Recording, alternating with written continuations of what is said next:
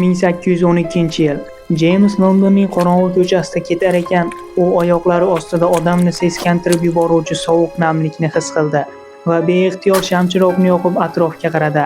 Atrof inson jasadlariga to'la, loy va notekis yo'lda esa qon ko'lmak bo'lib to'plangan edi. Bu dahshatdan uning tamakisi og'zidan tushib ketdi. Tamaki hidi sababli u hech narsani sezmagan bo'lsa, ammo endi bu jirkanchlik uni lahzaga solar, dimog'ini shilar edi.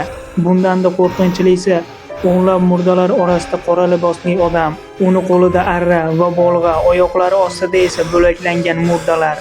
Ammo u kim edi? Lekin savolga o'rin yo'q. Jeyms shamchiroqni tashlagancha ortiga qaramay qocha boshladi. O'sha qorong'u va sukunatga cho'mgan ko'chada ming dahshat bilan bir amallab uyga yetib keldi va eshiklarni qulflab qo'liga miltiqni oldi. U hatto nafas olgani ham qo'rqardi. Atrofda esa qorong'u va vahimali sukunat.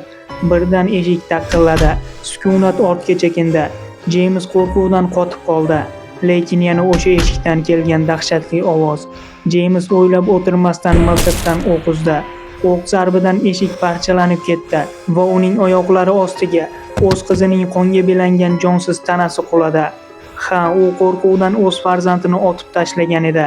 Qizining jonsiz tanasini ko'rgan Jeyms u tomonga yugurdi. Qizini qonga belangan jasadini quchoqlagancha ovoz solib yig'lar ekan, shunda birdan qattiq og'riq sabab o'zi ham yiqildi. Uning tepasida esa o'sha qora libosli inson jilmaygancha turar va unga nimadir deya Jeymsning bo'g'ziga arra tortdi.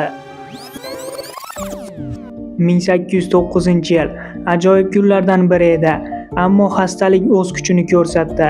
Richardning ayoli xastalik sabab shifoxonaga yotqizildi. Unda yurak yetishmovchiligi aniqlandi. Ayol 8 oy davomida shifoxonada davolandi, ammo foydasi bo'lmadi va qolaversa donor yo'qligi sababli 1812-yil bahorida ayol uyga qaytarildi. Xastalikdan avvaliga uning oyoqlari ishlamay qoldi.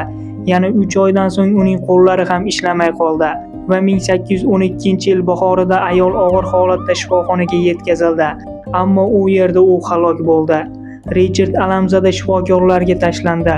Ularni bo'g'zidan oldi. Nega axir uni davolamadingiz? Nega meni ayolimni qutqarmadingiz? Richard, qayg'uyingga sherikmiz, ammo bizda imkon yo'q edi. Donor bo'lganida edi, biz uni davolagan bo'lar edik. Bu og'ir ayriliqdan Richard 1 oy davomida o'z xonasidan chiqmadi. Qo'shnilari esa hatto kechalari ham Richardning uyidan dardli yig'i ovozini eshitishar edi.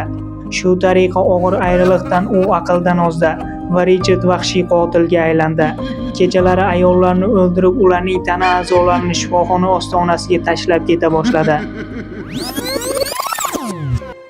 1812-yil kech bahor Jeyms qizining jonsiz tanasini quchoqlagancha yig'lar ekan, u boshidagi qattiq zarbdan ag'darildi.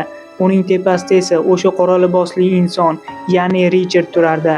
U Jeymsga jilmaygancha sen menga kerakli bo'lgan narsani rasvo qilding deya uni bo'g'ziga arra soldi. Ha, u Jeymsni izlab kelmagan edi. Bo'lib o'tgan voqealar esa shunchaki tasodif edi. 1812-yil kuzida Richardning o'g'li harbiy xizmatdan qaytdi. U 1808-yilda 17 yoshda Liviyadagi urush sababli harbiy xizmatga jo'nab ketgan edi. Ammo u qaytgandan so'ng bo'lib o'tgan voqealarni, onasini o'limini va dadasini vahshiy qotilga aylanganini eshitib qattiq tushkunlikka tushdi. Ammo vaqtni ortga surib bo'lmaydi. Shunda u onasi unga aytgan oxirgi so'zlarini esladi. Bir necha kunlik izlanishlardan so'ng u dadasi Richardni qayerda ekanligidan xabar topdi va yo'lga otlandi. Ammo u yerga borgach, otasi shafqatsizlarcha ayollarni o'ldirayotganini va ularni tana a'zolarini bo'laklayotganini ko'rdi. Va shunda u tushunib yetdi. Endi hech narsani to'g'rilab bo'lmaydi. Barchasi tugadi. Bu qanchalar og'ir bo'lmasin, u o'z otasini otib tashladi va ko'zlarida yosh bilan o'z xohishi ila urushga qaytib ketdi.